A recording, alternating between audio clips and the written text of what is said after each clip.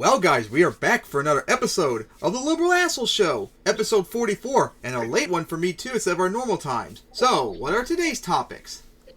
Russo-Ukraine war update. J.K. Rowling goes through menopause on Mike. Ivermectin's Simps getting owned. Amazon coping over unions. AOC Crystal Ball catfight. Charlie Kirk crying over gays. Marjorie Karen Green going Karen on Jimmy Kimmel. Biden maybe doing college debt relief, but probably not. And adult weed meltdowns. I do think of some funny titles. Always remember that, everybody. So, anyways, Yep. Let's get on to the Russo-Ukraine war update. So, for all of you who didn't know, literally the day after we did the last episode, Russia pretty much left all of the Kiev area. If you see on the map, they're pretty much all gone now. They've completely retreated. Now, of course, that does not mean that they're not going to ever go back in. They're retreated back into Belarus and Russia, regrouping, and who knows, maybe they'll do something again in the future. But for right now, big win for Ukraine, kicked them out completely. And they're also doing some in counteroffensive, I think in what was it? Cherson, I think it was called. It was like in southern Ukraine near Crimea. Trying to take that back. Lovely. And unfortunately, the reason why Russia is left Kiev pretty much, is that supposedly, according to reports, they're supposed to be trying to plan a new offensive in Donbass to try and take over as much as possible before May 9th, which is V-Day in Russia, how they celebrate the end of winning World War II in Europe. So that's like the new strategy right now, trying to take over as much as possible in a month. Donetsk and Luhansk. I think the other one is... What? The two breakaway regions that Russia used as thing to invade in the first place. Yeah. So, of course, the deaths have not really changed so much, but of course, once we found out when Ukraine retook back the Kiev areas, we found that Russia, of course, to my no surprise, has committed a lot of war crimes and killed hundreds of innocent people. Of course. Not surprised. Yeah, but according to the Stalinist tankies, every allegation of Russian war crimes is a Ukrainian Nazi terrorist state fake news, and we must overblow any war crimes Ukrainians commit into an entire country-wide Russian genocide. Yep, of course. Jackson Hinkle's been doing it like literally every single night for all of you, if you didn't know that. Yep. Oh, yeah. I've been trolling him for about the last week. Oh, really? On his YouTube? Like, oh, yeah. Yeah, I'm trolling his community posts. I bet if Harry brought up again, I'm sure he would make excuses for that too, which would be very, very cringe. Oh, since he thinks that everyone in Ukraine is a neo-Nazi. Yep. So, what do you guys say about the war crimes? That is very good news. That is very good news indeed. Kind of cringe. I was saying about that was kind of cringy because I was saying about the war crimes. You said very good. Okay, no, did not mean the war crimes was very good. That's obviously horrific. But leaving North Ukraine is a good thing. Yep. But we gotta see about this report about the pushing the Donbass soon. Not surprising that they're pushing it to the two breakaway regions. It looks like they're now doing what I thought they were going to do. That being push take Donetsk and the other area, and also create a pathway between those two regions and Crimea. Well, that's what it looks like here. Well, it looks like they've pretty much largely did that for Crimea. But we'll see in a few weeks. All I can say is Ukraine, you better get ready because it's not over with yet. You gotta still fight, and then we'll see what happens in another week or so. Just hope the war would end very soon. That's all we could say. Yes. And of course, Russia did those war crimes. Don't deny it, you fucking idiots, that we deal with all the time. Alright, so now that we've talked about that, let's get on to the next topic, shall we? J.K. Rowling going through menopause on Mike Figueredo. Oh my god. So, of course, we covered J.K. Rowling recently when she had a meltdown on Because I call her J.Q. Rowling. Well, now, she had a meltdown over Mike, and oh my god, I saw the video the other day. It was one of the funniest videos I think I've ever seen that we've covered. Oh, dear God, this is great. So listen to this one. This is awesome. Well, I certainly had an interesting weekend. I was put on blast by J.K. Rowling, of all people. Yes, that J.K. Rowling, author of Harry Potter, multimillionaire, lives in a castle. J.K. Rowling. Now, she put me on blast because I angrily tweeted at her, and she actually saw it. Now, I angrily tweet at celebrities and politicians all the time. I feel like my tweets to Joel Osteen in particular are bangers, but I tweeted at her because of something that she said, which was stupid. And she did not like what I had to say, so she put me on blast to her 14 million Twitter followers. And the mob came after me. And of course, they wanted to cancel me, but I am resilient, and I will talk about this experience now. But what's interesting is her tactics. They're very clear. So for those of you who don't know, lately, J.K. Rowling has been obsessed with trans people. And I think that she didn't like initially that what she had to say was perceived as bigoted, rightfully so. It makes me wonder how many dead trans people she has in her basement. Prove that she's not really a bigot. She just cares about women and girls and even gays and lesbians. You care so much and about so women. It's not anti-trans. She's just concerned about women. Aren't you concerned about women, you big misogynist? Except for what she's saying just like is you called Boss that. by definition transphobic. And every time she tries to prove that she's not a bigot, she becomes further entrenched in this transphobic position and ironically proves our point for us. So let me show you what she tweeted out that I responded to. So she wrote, "History will judge whether Dr. David Bell was a hateful transphobe or trying to alert people to a medical scandal, but he's far from the only health professional raising these concerns, and I have the letters and emails to prove it." Now, we're not going to get too deep into his arguments here, but basically, in essence, his argument is that these doctors, they are too flippantly diagnosing young people with gender dysphoria. Perhaps they're just gay or lesbian and not actually, experiencing gender dysphoria. On top of that, he claims essentially that more trans people are getting this diagnosis, or more autistic people are getting this gender dysphoria diagnosis. So suggesting that autistic people are being taken advantage of. Nice ableism there, by the way. No, actually, this isn't really an issue. People who are diagnosed with gender dysphoria, by and large, that's a correct diagnosis. So let's actually look at some facts really quickly here. So 97% of trans people are happy with their transition. And in the UK, J.K. Rowling's country, the regret rate is 0.47%. I repeat, 0.47%. Not even half a percentage. Oh, conservatives are going to be very triggered by that fact, because they are facts, feelings over facts, remember? So doctors are overwhelmingly getting their diagnosis of gender dysphoria correct, but he's pretending as if this is some big issue when it's not. Now, the reason why he's claiming this is an issue and he's fashioning himself as a sort of whistleblower is because he's anti-trans, quite literally. This is an anti-trans charlatan who doesn't think that kids should get gender-affirming care. He's in lockstep with Republicans in the United States. And people politely responded to J.K. Rowling and tried to point this out. For example, because Republican politicians want to actually decriminalize murdering transgender people. Wrote, "Joanne, you are literally pushing a conversion therapist. He belongs to an organization calling for 100% detransition, that calls each youth who goes on to transition a failure, that seeks to eliminate youth transition, that calls HRT opposite sex imitation medicine." Now, this person noted that he lacks the credentials that he claims to have. Bell has not actually worked clinically with trans people. He has no relevant expertise. He was a staff governor with no clinical involvement and is facing disciplinary procedure. So ask yourself this question: why wouldn't J.K. Rowling tweet out the peer-reviewed studies that show that gender-affirming care for young people saves lives? It's medically necessary.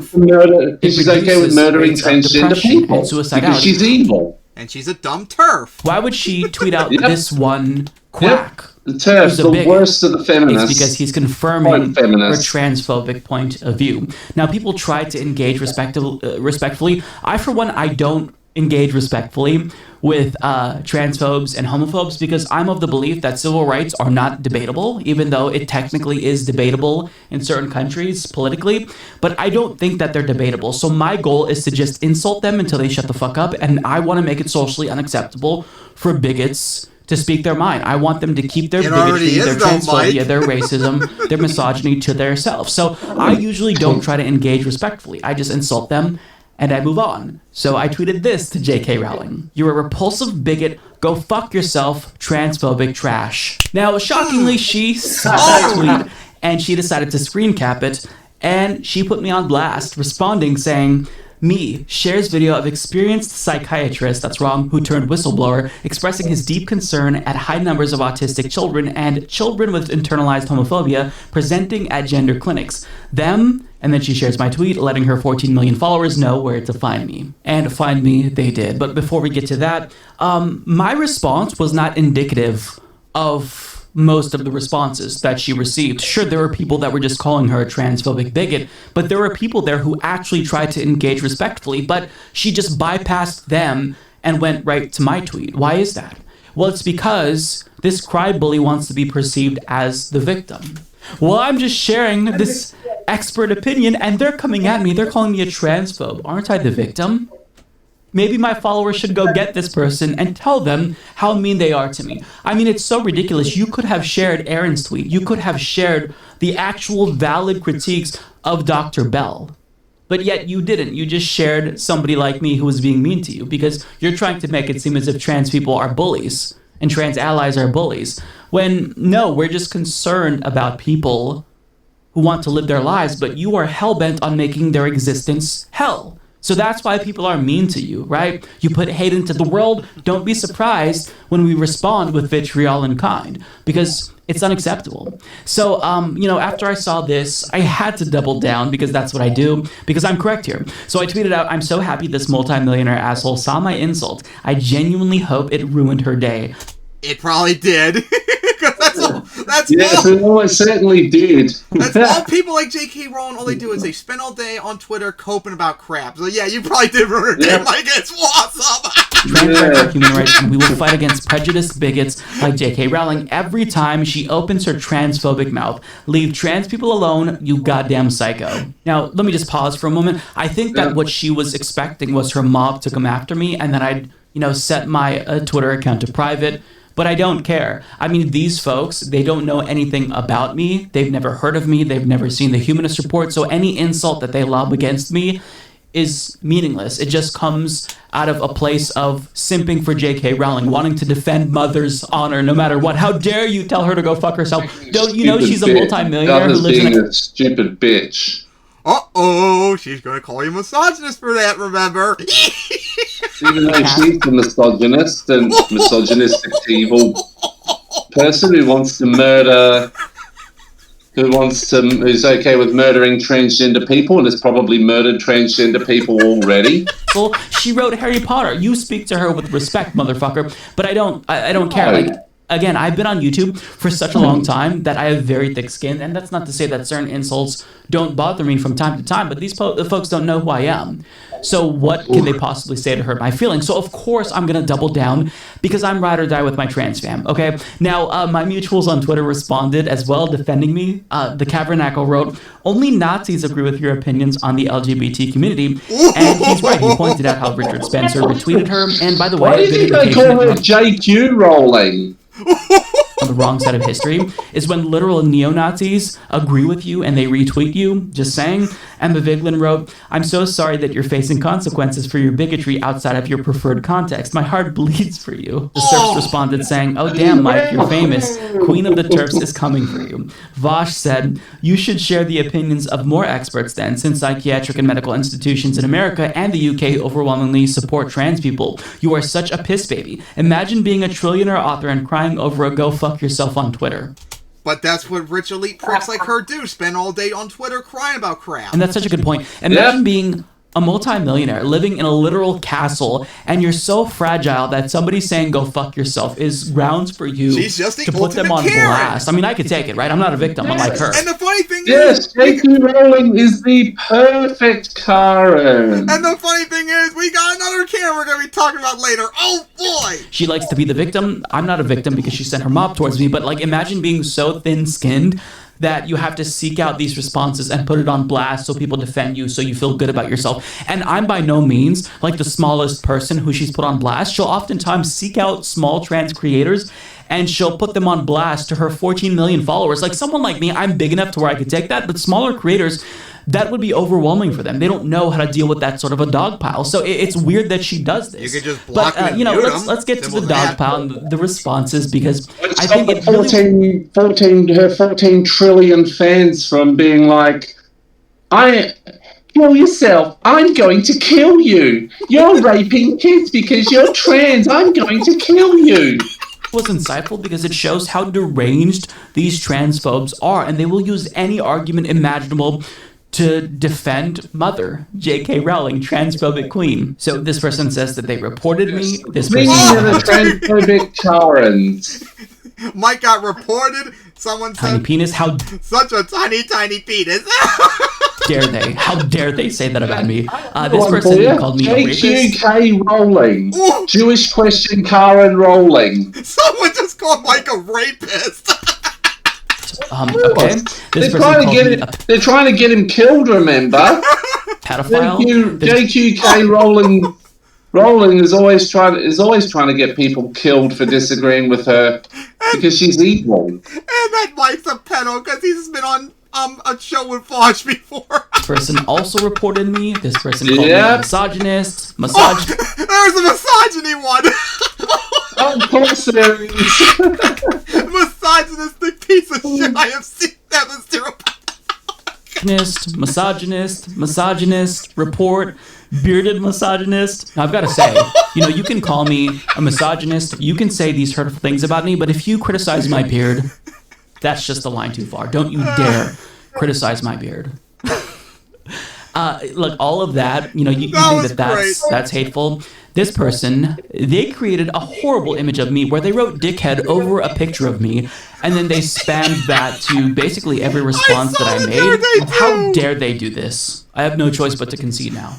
J.K. Rowling must have been correct because you wrote dickhead over an image of me. There's also somebody who tried to find a picture of me soy facing, so they just found my YouTube account and they screen capped an image of me with my mouth open. But I mean, I'm just getting a call. Sorry, Tim. Posting YouTube videos for years. There's thousands of videos. I'm sure there's one video of me authentically soy facing, but I don't understand how it's an own. But these are children. These are probably really young people, young fans of hers, who just, they find a celebrity who they latch onto. Maybe they read Harry Potter and think she's, a demigod or some shit like that.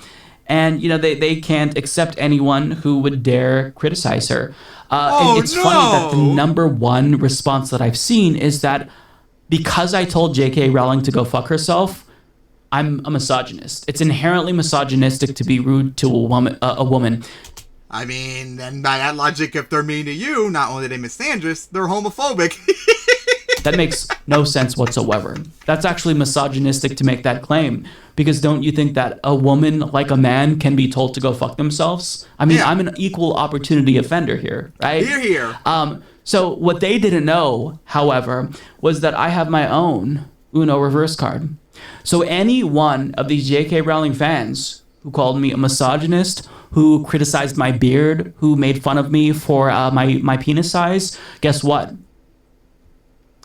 I'm gay, you're now a homophobe. Because if any insult against J.K. Rowling is inherently misogynistic, then any insult against me is inherently homophobic. Ooh. Also, I've got to say that this person, they really had me figured out. They claimed not only that I was an incel and that my inability to get laid is leading to me hating women, but also that I'm probably planning violence and people should really watch the signs here. Oof. Yeah, very, very interesting takes. Again, like nothing that they say can truly offend me because they don't know who I am. So they're calling me an incel and a misogynist and they're saying, LOL, you have a beard. I do. Yes, it is an actual intentional choice that I have. How dare you? Her fans are as deranged as her, but I don't necessarily put much stock into what they say because these are probably very young people. But, I will never back away when it comes to defending marginalized people. I can take the hate, but I don't think that trans people who are just normal people trying to live their lives should have to put up with hate. So my message to J.K. Rowling, officially, is in the most British voice possible. Fuck off, you wanker. That's what I have to say to you. So keep talking shit about trans people. We will keep responding, because what you're doing is just harmful and gross. I mean, she has such a large platform, so much influence, so much money, that she could make the world a better place. But she's not. She's making life even more of a hell for trans people. And that's so She gross. can't help You it. have to be a disgusting human being to just constantly go after trans people because your fifis are hurt. Who cares about your feelings, okay? That's trans all people rich people do. are killing All they themselves. cry about all And day. so gender affirming care is medically necessary. Trans rights are human rights. Trans women are women. And you, J.K. Rowling, you're just a fucking terrible person. So don't cry as you bully trans people. Don't pretend as if you're the victim as you victimize trans people. You are the oppressor in this instance. You are the one marginalizing them. And if you don't want the backlash, then stop tweeting about trans people. Stop being so fucking obsessed about trans people, you goddamn psychopath. That was absolutely awesome. So, J.K. Rowling, stop, for the love of God, just stop being a fucking whiny derp. Get off of Twitter and go touch grass. Oh my God. What an absolute fucking whiny cunt. So, what did you have to say about J.K. Rowling's cope? Okay, you back? Good. Okay, well, as I said, it's no surprise coming from JQK Rowling. Oh my God, going after Mike too. Pretty sad. Yeah, absolutely stupid. Yeah, JK, you gotta get over it eventually. It ain't that hard. Just accept trans for who they are. Alright, so now, what's our next topic to watch? That would be the ivermectin Simps getting owned. So, ivermectin. One of the main things that people, the anti-vaxxers use is, see, here's something instead of the vaccine to fight COVID, ivermectin. Now, of course, there's just a big, massive study that Mike just covered recently destroying ivermectin's use. So, let's go see what the Simps are crying about now.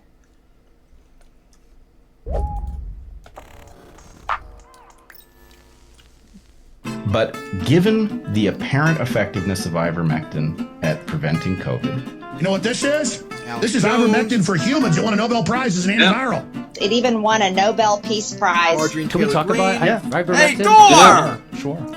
So, I course. covered it, what they did in Mexico City. On Rogan. And ivermectin seems to be a drug that not only treats it, but it will prevent you from Ivermectin and getting it. hydroxychloroquine are the anti-establishment treatments for COVID. There's And therefore, they're the real, ivermectin, therefore they treat COVID, and everything else I doesn't. consulted with Aw, man, a Aaron now Rodgers, good friend of mine, come Joe Rogan. on, really? after he got COVID, and I've been doing a lot of the stuff that he recommended. And you missed a game because you didn't get vaccinated last year, remember, Rogers? I've been taking monoclonal antibodies, ivermectin. They're lying about ivermectin. So, and the Hey, demonization of it Gorgon! made no sense. Like, why aren't we throwing the kitchen sink at COVID and find out what works? Why the immediate demonization of it? And Because it was working. remdesivir has been found to work, not Dawn commented on hydroxychloroquine and ivermectin. Ivermectin's effectiveness against COVID-19. No, I didn't. Yes, you No, I did, didn't. you moron. Widespread distribution of ivermectin proves effective Woof! in Mexico against COVID-19. This has been suppressed. Didn't say any of this. This is completely Yes, made you up. fucking did. You saw what I said about COVID-19. And now we're finding out that ivermectin treats this. COVID. No, it fucking doesn't. They're making it up. This fact check should be censored. So that was just a brief reminder about what some of the most prominent anti-vaxxers on the internet said about ivermectin, which they were essentially pushing as something that you can get in lieu of the vaccine. Turns out they were wrong. So we'll talk about the implications of their lies when we come back, but first I want to get to the study itself. So as HuffPost's Nick Visser explains, ivermectin, an anti-parasitic drug often used to deworm horses and cattle, does not reduce the risk of being hospitalized with COVID-19, despite its questionable rise as an alternative treatment for the disease, according to a large new study published in the New England Journal of Medicine. The clinical trial, which began in 2020, analyzed more than 1,300 patients in Brazil who were infected with the coronavirus. Half were given ivermectin and half a placebo in the randomized double-blind study, meaning neither doctors nor trial participants knew what a patient received. The results confirmed what U.S. health officials have long stressed. Ivermectin did nothing to aid those sickened with the virus or reduce the risk of ending up in the hospital. Treatment with ivermectin did not result in a lower incidence of medical admission to a hospital due to progression of COVID-19 or of prolonged emergency department observation among outpatients with an early diagnosis of COVID-19, researchers wrote Wednesday. Researchers in the trial initially gave patients a one-day dose of ivermectin, which is commonly used to treat parasitic diseases, but they also adapted the trial to give some patients the drug in the first 3 days after a positive COVID-19 test. That group they found actually had worse outcomes than those who took a placebo. Clinical trials had already shown that ivermectin was not effective against COVID-19, and both the Food and Drug Administration and the Centers for Disease Control and Prevention issued repeated warnings to Americans not to self-medicate, but it is still pushed as an alternative treatment, including being touted by Spotify podcaster Joe Rogan and given to inmates in Arkansas. So, this should settle. Oh yeah? Well, they were funded by CDC, so they're wrong. Yep. Ivermectin does not work. It's not effective in treating COVID-19. So the people who push this now should be asking themselves, look, if I really care about my audience, since I pushed this lie that ivermectin is an effective treatment of COVID-19, maybe I should come out and tell my audience this, so that way they don't actually take ivermectin as a treatment for COVID-19. But will any of these liars come out and actually say that they were wrong? Probably not. I'll tell you this, I don't have much respect for these folks, but my respect for them would increase if they actually admitted that they were wrong. They told their audiences that the vaccine was scary. They fear-mongered about COVID-19. Because everything that doesn't agree with them, that hydroxychloroquine and ivermectin work, is Big Pharma hate speech. Door, throughout the time when we were dealing with waves of COVID-19, was fear-mongering as loud as he possibly could about these vaccines. And simultaneously, he was promoting ivermectin because, you don't need this vaccine because you've got more. That's because he's a 100%. That's because he worships God Emperor Door. Ivermectin. Now, some of these folks, they promoted ivermectin louder than others. Brett Weinstein was probably one of the loudest people. But here's the thing. Now you've been proven wrong. It turns out what the studies already proved, that the vaccines were the safest and most effective way to treat COVID-19, were right. So are you going to come out and admit to your audiences that you were wrong? Perhaps not all of them were lying. Maybe they were just misinformed. But now is where you can prove to us that you're good faith actors. Now is where you can say to your audience, I was wrong. And because I care about you, my audience members, my viewers, now I want to tell you what is just objectively correct based on evidence. Ivermectin doesn't work. Who's gonna be the first to come out and say it? Will it be Joe Rogan? Will it be Jimmy Dore? Will it be Brett Weinstein? I mean, which one of these people who push this very loudly are going to admit that they were wrong first? Because it's part of their religion. I know how difficult it is to admit that you're wrong. There's been moments in this show's history where I've had to admit I was wrong about this. But guess what? We're all human beings. We can adapt. It's just that if you have a very large platform, you have a responsibility. So I can maybe forgive you and give you a little bit of a pass if you were wrong about this, but now that we have more evidence, you just admit, I was wrong. But will they? Probably not. Now, I hope that they prove me wrong about this. I hope that at least one of them admits that they were wrong, but they probably won't do that. Now, it's not about them. Because it's part of their religion. This is about their audiences. If you watched Joe Rogan, if you watched Jimmy Dore, think about this. We now know definitively, because of this study, a large study, that ivermectin is not effective in treating COVID-19, even though they suggested that that was indeed the case. So don't you feel bad about watching someone who doesn't actually care about you? They just want to be proven right. So they hide information that disproves the narratives that they were all espousing in unison. I mean, don't you feel as if they should want to care about the people who make them money, who watch their shows? I mean, fuck, if I myself said something that I know was wrong, especially if it could impact their health negatively when it comes to vaccines or something like that, I would absolutely, as embarrassing as it would be, swallow my pride and admit that I was wrong about that. Because I feel like when it comes to people's health, when it comes to the real world impact that I have, I absolutely want to be as responsible as I possibly can. And I'm glad that I've cultivated an audience that holds me accountable when I do fuck up. But did these folks cultivate that audience? Do these folks expect better from the people who they get their information from? I don't know. This will be a test, but odds are probably not. They're fine knowing that these people, Joe Rogan, Jimmy Dore, lied to them, and they'll just probably disregard this study.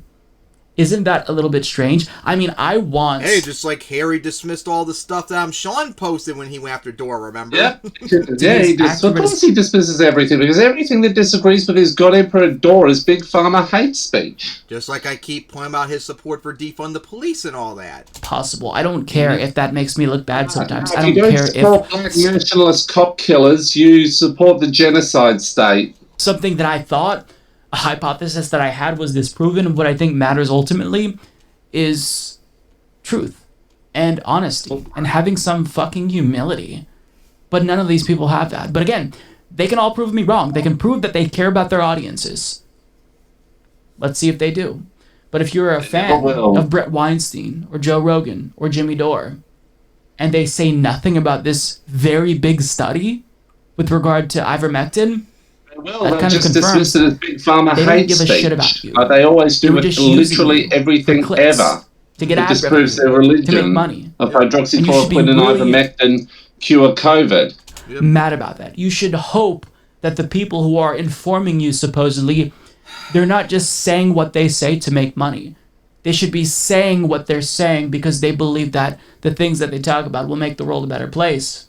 But if they don't mention this, kind of proves, right, that they don't give a fuck about you or the impact that they have on the world. And you can do better. You can find someone better. You don't have to watch me, but you sure the hell can do better than Joe Rogan and Jimmy Dore, right? So, look, I've said it once. I'll say it again. I sound like a broken record. I want them to prove me wrong. I want Jimmy Dore to come out and say, turns out I was wrong about ivermectin. I want Joe Rogan to say, look, seems like still the best way to protect yourself is to get the vaccine. But I doubt that they're going to do that. But as a viewer of these folks, you can arm yourself with this knowledge. You can let others know that these people are hucksters and they are liars and they don't care about anything but making money off of their very impressionable audiences. And another thing that I can't help but think about is how they all pushed ivermectin simultaneously.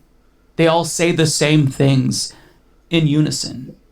And I'm not suggesting some sort of conspiracy where they all meet in a back room or something and discuss this. I think that it's probably a game of telephone where one person says something, the other parrots it. But it's almost like they're a sort of hive mind, right? Not just with ivermectin, but when one was pushing hydroxychloroquine, the others were pushing it. When one started to push ivermectin, the others started to push it. And it's just so bizarre. Everyone started pushing Anthony Fauci was the patient zero of the pandemic and that he funded and created the COVID-19 bioweapon and then got himself infected. So they all started pushing that. Maybe one of them could be brave enough and start this sort of domino effect. Maybe if Joe Rogan comes out and says, look, we were wrong about ivermectin and we've got to make it right, perhaps the others will find the courage to do that themselves. But we'll see. I don't have much hope for these grifters. I really don't. But again, if they prove me wrong, I will be Jimmy the first... Dore's going to call you a shit-libtard fag who supports genocide. To give them credit the genocide because I think that it's important that people try to do good, try to use these massive platforms that they have to actually make the world a better place and not a shittier place. But they're probably not going to do that. I have no hope. But either way, this is interesting, and do with this information what you will. All of my viewers are informed because they know that even if I'm not perfect, I try to do my best. But this isn't surprising information to any of my viewers. This isn't surprising information to anyone who's been paying attention. The best way, I repeat, the best way to protect yourself against COVID-19 is to get the vaccine. Period. End of story. Yep, and that's what we've been saying on this show for a year now. Don't listen to cranks. And I've been able to prove that since I actually got COVID about a week ago. Oof. And yeah, maybe influenza, like the flu at worse. But guess what? If you didn't have vaccinated, you'd be a lot worse off. Yes, I reckon I'd probably be in hospital. Oof. It would have gotten bad enough for me. So yeah, as we said before, don't listen to these cranks. Listen to the health experts. If they say the vaccine is safe and effective, take it. For crying out loud. Since we've now administered more doses of COVID-19 vaccine than there are people on the planet. And you gotta wonder, why do they even say this stuff too? I think it's mostly due to they want to be not somewhat like contrarian, but like whatever like the government says, they want to be opposite of it because fuck the government, stuff like that. What do you think? That's pretty much it. I reckon that's what it is. Yeah, I'm also extremely curious if they're anti-vax or are they just anti the COVID vaccine, because the other vaccines have been around for a long time. COVID vaccine. Yeah. So yeah, don't listen to these idiots. They keep getting proven wrong over and over and over again. Alright, so now, on to the next topic, shall we? Amazon coping over unions and the AOC crystal ball cat fight. Oh, this is so funny. And my Yumi's been tweeting Amazon a lot, showing me doing the cap emoji to him. It's so funny. That's awesome. So anyways, just recently, I think it was in Staten Island, Amazon workers there finally voted on to form a union. So now there is a union in Amazon. And oh boy, Amazon has been coping very, very hard on that. To the point where they're banning... Of course they are. Now they're banning words on their workers app and stuff like that. But before we get to that, we need to talk about one thing, though, and that's about AOC. Because apparently she didn't support the person who did the union organization and the protests and stuff for it when she said she was going to. And Crystal Ball pointed it out on Twitter, and AOC just kept making all the stupidest excuses that you could think of and stuff like that. It's because she's a careerist grifter and a corporate Democrat now. I doubt that, but that definitely is. Well, and all the people further. Well, that's what like all the doorknobs are saying. This and this like extends to a degree to Kyle, where Kyle more implies the first half that AOC is a careerist grifter, while people like Doran that'll be like, yeah, she's a careerist grifter and a corporate Democrat now. I always swear him saying like she's just weak and all that, not necessarily she's a grifter now. No, he's started at least implying that she's a grifter. But she is definitely weak, and that was definitely unacceptable of her to do it. And oh my god, the people on Twitter having a meltdown at Crystal of all people, even though she was 100% right. Crime war. AOC was in the wrong, end of discussion, and she should be condemned for it in that regard. So, yes, and we should be making up. There should be going overboard and attacking her. And then you have fucking people defending her for the stupidest reasons too. It's so pathetic. But now we got that out of the way. Now we got the cat fight out of the way. Let's get to the actual video of Amazon's ultimate COVID. So we have some pretty incredible reporting here from Ken Klippenstein of The Intercept. Let me go ahead and show you guys what it says. Leaked new Amazon worker chat app would ban words like union, restrooms, pay raise, and plantation. Also, grievance, slave labor, this is dumb, living wage, diversity, vaccine, and others. Vaccine? Really? So vaccine is banned? Weird. Okay. Full list of the words that would be banned on an Amazon worker app, which isn't fully out yet. Like, they're working on it, but this is what we know from reporting behind the scenes and from leaks. Here are words that would be banned. I hate, union, fire, terminated, compensation, pay raise, bullying, harassment, I don't care, rude, this is concerning, stupid, this is dumb, prison, threat, petition, grievance, injustice, diversity, ethics, fairness. I love that ethics is even bad. Injustice is bad. Accessibility.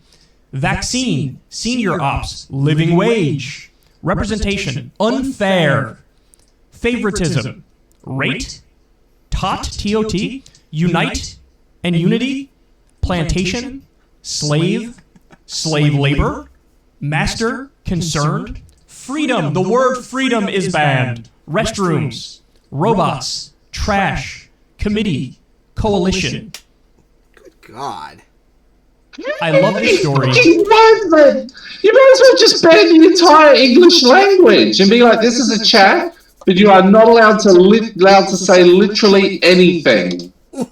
Because it shows how sometimes we live in a world where there are genuine comic book villains. That's what this tells me. I mean, to ban the words freedom, living wage, hang on. and union. Let me check something. How ridiculous is that? In no uncertain terms, this is the Amazon worker Bezos does look a lot like Lex Luthor. saying, you know what conversation is off the table? Any sort of commentary on poor conditions in the workplace. Any sort of commentary on AOC, on Amazon warehouses being basically corporate concentration camps. Yeah, Amazon's work conditions are absolutely terrible. And that's why the unions need to form so they can fight back and end this shit, along with getting better pay.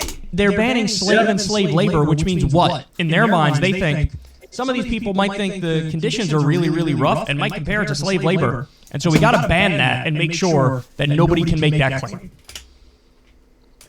Yep. And the other thing is, guys, I mean, even if all this stuff was banned, how ineffective is this? There are obviously ways around the ban of certain words. Like, all you have to do, take the word slave, for example, or slave labor. Just take the A and make the A an @ sign, and then you can say, like, slave and slave labor, with just minor tweaks and minor changes. Anything that has an O in it, just make the O. Or like earlier today on, when I was competing in Mel, when I did my ridiculous ass save, I was like, what the fuck was that? But here's the thing. WTF is not even allowed. You can't even say WTF, so I had to do W-T-F for it to accept it. Damn. Yeah, there are ways around it. Was 0.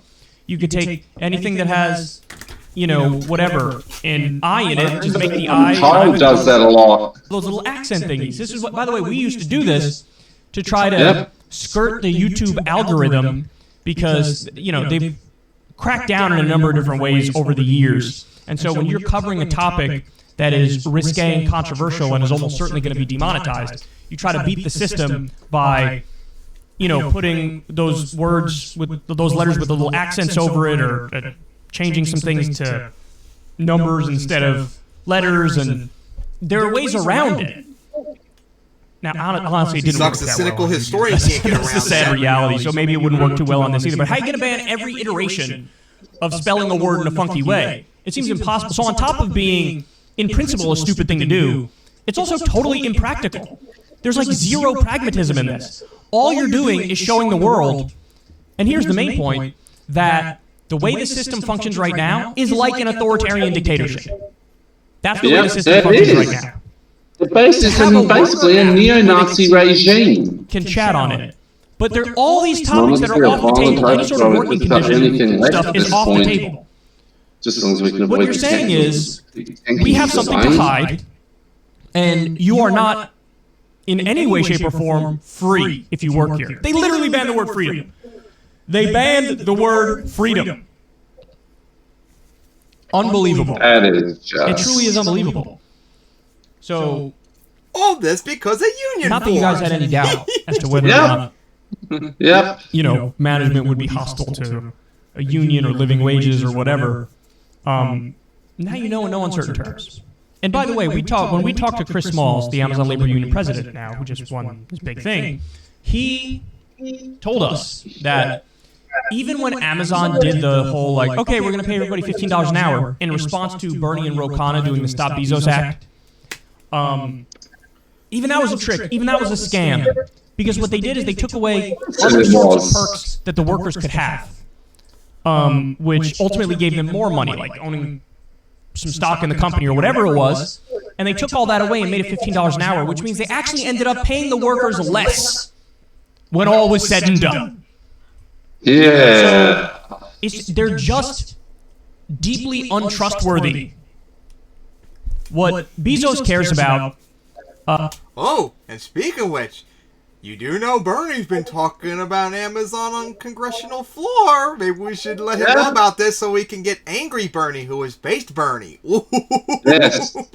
Yes, and kill the profit margin. The Kill Amazon Act. And the Kill Jeff Bezos Act. Looking after the shareholders, because he has a fiduciary responsibility to the shareholders, to give them as much as possible. That's what I want. What he does not care about is the workers. In fact, Bezos there's been reporting that they try to make it so there's high turnover.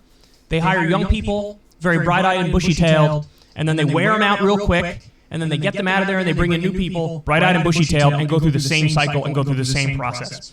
The truckers, as we know from other reporting, I think by Ken Klippenstein, pissing in bottles, shitting in bags, because... Yeah, guys, that's happening at Amazon right now because they have such strict work requirements on timely schedules.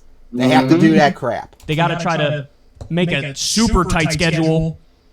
The warehouses, often there was no PPE during the height of COVID. There was no social distancing. There were people passing out as they're working. Some of the factories and facilities don't have the climate controls to be way too hot or way too cold in there.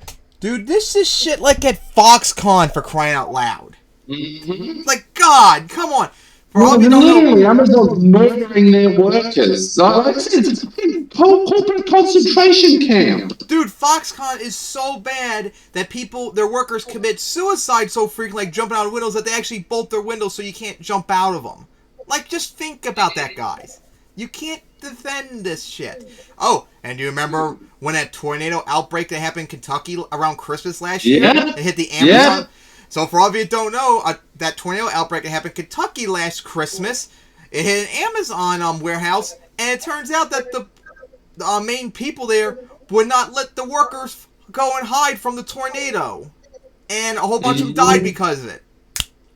Maybe Amazon should face criminal charges for that. There are all of these problems. Honestly, at that point, Amazon just needs to be like broken up. Obliterated. And broken up. Oh, the dreaded B word. Up there with just the removed. Just made non-existent. Like charge him with class act of 20 with like a multi-trillion-dollar lawsuit, bankrupt the company. There's no point arresting and trying to jail Jeff Bezos. He's too rich. You just got to fucking kill him. And probably could kill a lot of the top-up people as well. And then come up with a lot of small companies. And basically at this point, just about need to outlaw big business, outlaw multinational corporations at this point. Yes, and break them up into smaller and break up the monopolies and all that. Oh, the break up in the tax word. And the unions. All the free big bad words I hate immensely. Yep. And now they're trying to come up with a worker app, and they want to take every issue that might need addressing. It's off the table. Not allowed to discuss it. Not allowed to change it. Not allowed to bring up injustices. Not allowed to... I mean, even... did they say restroom is banned? Is that one of the things that's banned? Is that one of the things that's banned, guys? I'm not sure. I'm looking at it now. If it is banned... Yeah, it is. Restrooms. It's banned. So what does that say? Like, if you're forced to keep working when you need a bathroom break, they don't want you to be able to bring that up. And then no wonder why slave is banned as well, because your response to that is going to be like, this is some slave shit. I can't even go to the bathroom when I want to. When you're a kid and you're in school and you got to go to the bathroom, they're all like, oh yeah, of course, go to the bathroom. When nature calls, you got to go, you got to go. In Amazon, no, doesn't work like that. Unbelievable. Unbelievable. So just understand, again, the main point here, the main takeaway is what? Oftentimes in America, people sing about the virtues of democracy and how wonderful democracy is. But then no such thing in America. Waking hours, it's spent at work. And the way... if you're at Amazon being slowly murdered by Jeff Bezos. Companies and especially large that sounds multinational fun to corporations, him. they function as He works until he dies of heat with a stroke. rigid hierarchy. There's the owner, and then there's, a manager. We'll ramp it up to 125 degrees Fahrenheit and see how long he lasts. Don't allow him to move from his spot and see how long before he fucking dies. So we can, on the one hand, talk about the value of democracy, and then on the other hand say, but where we spend most of our time is a rigid authoritarian dictatorship, where there's no freedom of speech, no give and take, no input from the worker. You just do what you're told. But that is the system that we've crafted. This massive contradiction. Political democracy is wonderful, but workplace democracy would be abysmal. This is how we look at it. I don't know how people reconcile that. I don't know how they reconcile it. I don't know how political democracy can be viewed as such a they just suck up and thing. deal with it. That's the reality. Political representative democracy. But then in the workplace, we all think authoritarianism is wonderful. I don't think No, this is what the authoritarianism leads to. It leads to no bathroom breaks. It leads to really tough working conditions. It leads to unfairness. It leads to a complete lack of even basic freedom. It leads to poor wages. And so this is why, a great reason why, man, that union is so necessary. Because at least what a union does is tries to change that balance of power at least a little bit to represent more of the workers' voices. So, shout out to Chris Smalls.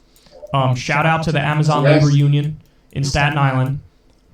Keep plowing forward, man. And I hope try in other Alabama from last year, Amazon places unionize as well, because they definitely need it. Because this is the culture of management. The culture of management is, you're going to do what I say, and that's all there is to it. And if you don't, you're gonzo. That's the culture. How about you? And it's so authoritarian and it's so dictatorial that you can't even have free speech on the worker app. You can't say, make it's corporate Nazism is what it is. And by the way, what's the nature of a complaint? It's an attempt to say, we need to improve this problem. But Amazon doesn't view these things as a problem. They view it as necessary. They love it part of the business because model. Bezos himself is a neo-Nazi. Well, if we drive our workers like slaves, maybe, Greg gets his pack of condoms 14 minutes earlier. I mean, that's like the gist of it, right? I have no idea if Amazon sells condoms. The guy downstairs has a car crash on the way. But that's the gist of it. That's the gist of it. I would love if Amazon had an option where it's like, sometimes they have same-day delivery, one-day delivery, or whatever. If they had a button where you could pick where it's like, as fast as you can get it to me without abusing your workers or having truckers piss and shit in their truck. Click. I'll click that. And you know what? Maybe that's 2 days. Maybe that's as long as it'll take. But I'd much rather feel I have a clean conscience. Them having to about race the nature off through which so something got to fast me. they get into a crash and die. I know almost all of the shit I've ever got. Amazon never, maybe one time was only the same day. Most times it takes several days. That's the cheapest options too. Then order something and get it. I mean, only options later that same day. And maybe I'm alone in that, or maybe I'm part of a minority if you poll the American people. Hey, what do you think? But my guess is if all the facts are on the table, actually most people would agree with me. What's the fastest you can get me the thing without ruthlessly abusing your workers and making it so truckers can't even take a bathroom break? That I will click that button. But, of course, that ain't an option. Because they think everything's working just peachy. Well, it's peachy for everybody except the workers. So it's peachy for them because they're making there you have it. Money. Culture of authoritarianism. Because of Jeff Bezos, Mr. Jeff Luther. And it's super clear. If you want to see me. So yeah, what do you got to say about that? And also, oh god, Kyle covered a video from some rich asshole on CNBC who was crying about the union. Starbucks. I might be able to hire a hitman to kill another worker I don't like. When? And Starbucks had a meltdown too. Of course. Everyone is having a meltdown over very good policies. So yes. Yeah, good on # ban corporations. Yep. So kill everyone who runs them. So good on you, Amazon workers in Staten Island for getting union. Yes. AOC, this is what happens when you actually fight. Yes, and you're not not acting like a corporate Democrat. Yeah, and also Amazon, cope more. And and Jeff Bezos, die.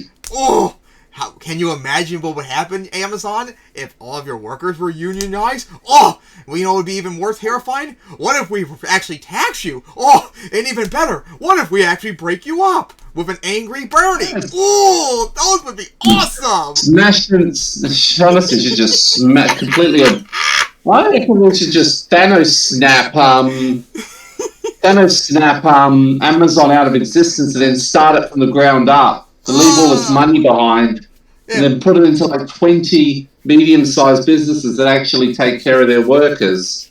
Alright, so now that we've done destroying Amazon, time to go laugh at another idiot, and that is Kirk. Not just Kirk, but other whiny babies that are having a meltdown over Disney having gay characters in their movies. I wish I was joking, but seriously, that's what they're actually coping about. Something so stupid. Yes, they are. All part of the culture war. But remember, us progressives are the actual snowflakes, yet we're not the ones crying about gay characters in movies. Yeah, all women. Talk about the Disneyland issue. I've been seeing a lot of hogs squealing about Disney, more specifically, and I don't really know what they're mad about. At first, I thought that they were mad because they came out against the Don't Say Gay bill because the left was calling out their contributions to right-wing politicians in Florida who actually supported the Don't Say Gay bill. I genuinely am confused, but now it seems like their outrage with Disney has grown. And now there's claims, or allegations, I should say, that Disney wants to indoctrinate your children.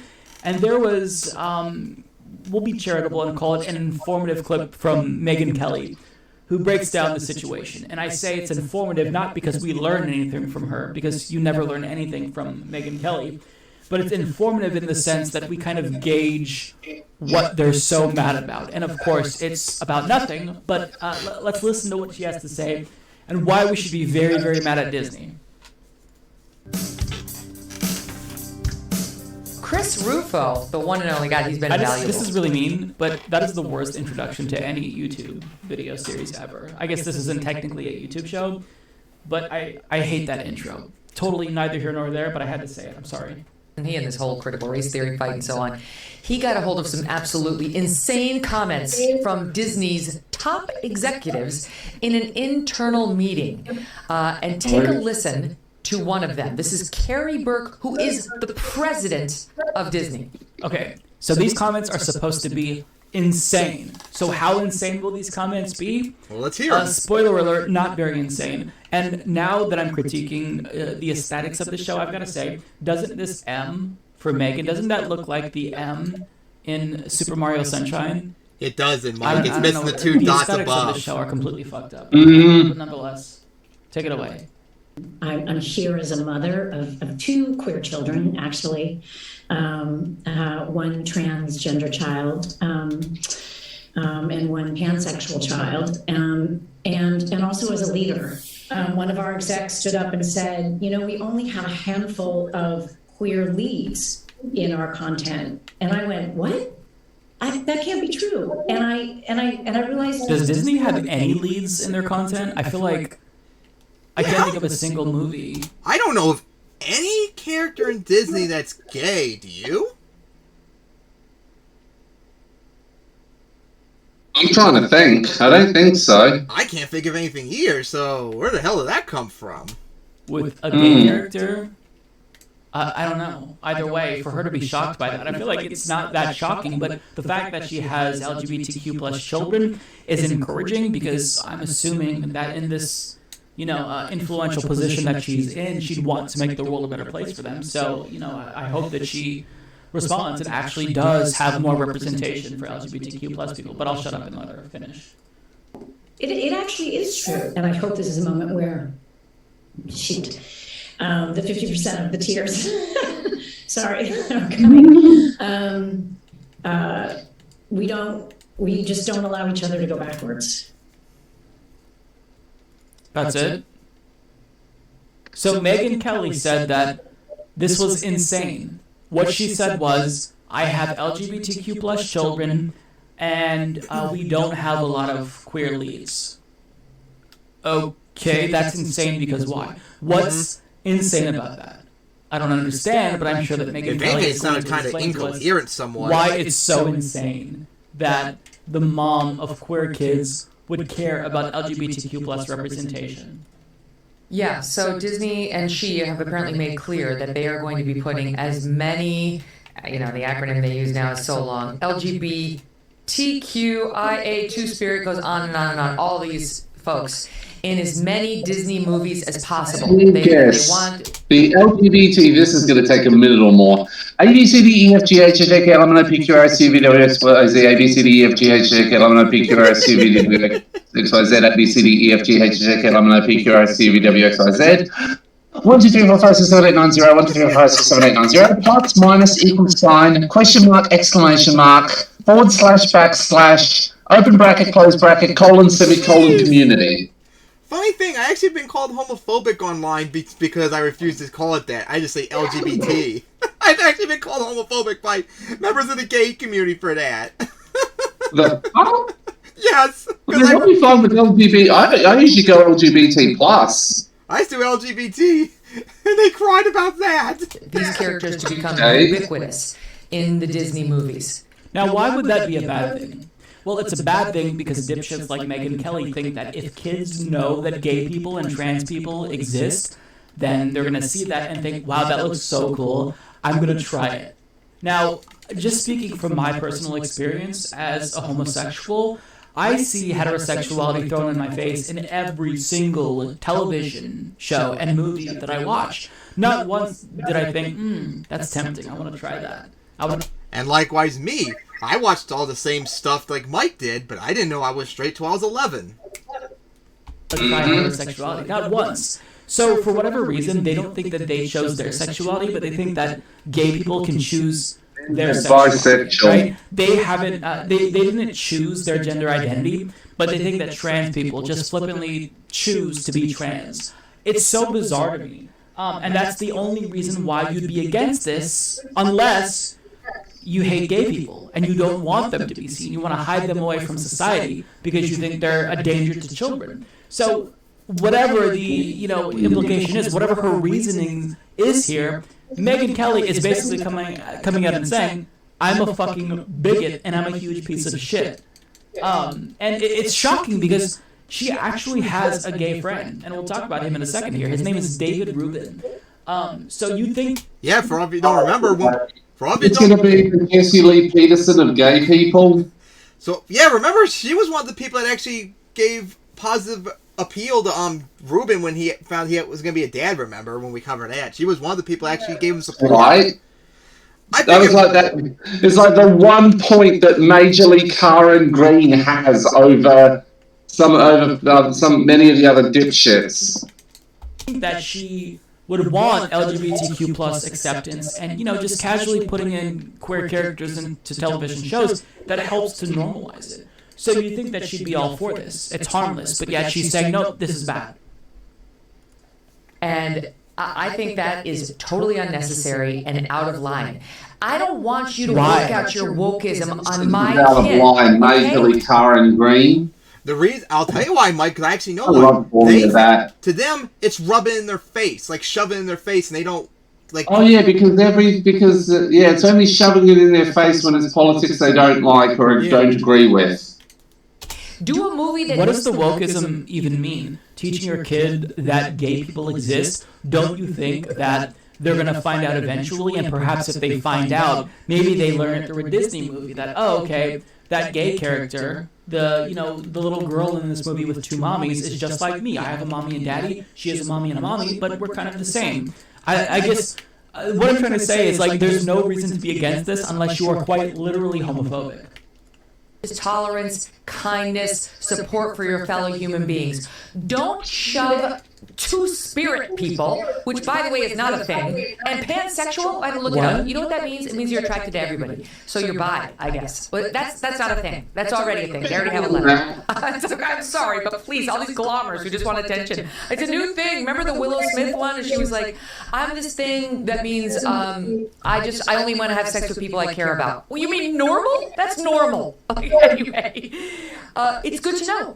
We owe a debt of gratitude to Carrie Burke for being so explicit about their plans, and to certainly Chris Rufo for letting us all know about them.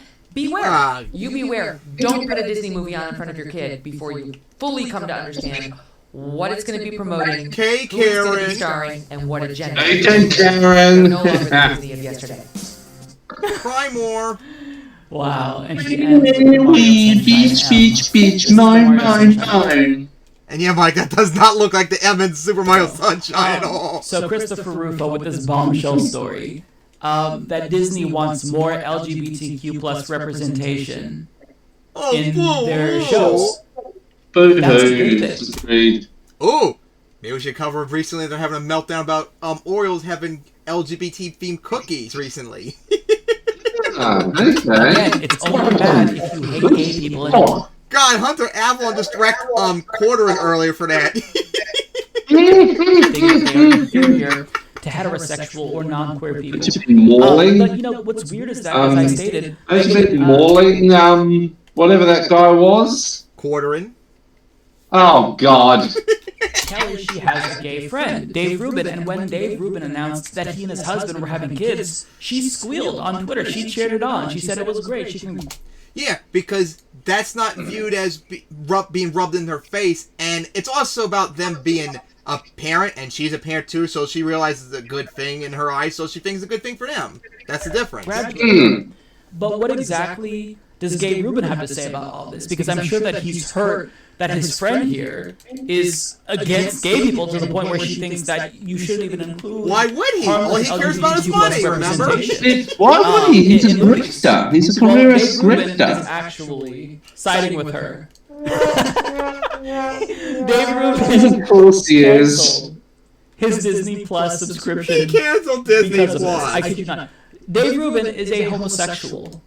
Okay. How many times has he cancelled Disney Plus now? About 4 times, wasn't it? Had it for when our nieces and nephews are here. Wait a second. Hang on, Dave. You have your nieces and nephews at your house, but aren't they learning that you're married to a man? See, what I do to make sure that we're not introducing kids to homosexuality or potentially grooming them is whenever my nieces and nephews come over, I put a garbage bag over my husband and I just stand him in the corner so that way they don't know that he exists. That's the only way that you can play it safe. But apparently Dave Rubin is exposing his nieces and nephews to his gay, quote, lifestyle in the same way that Disney wants to expose children to homosexuality.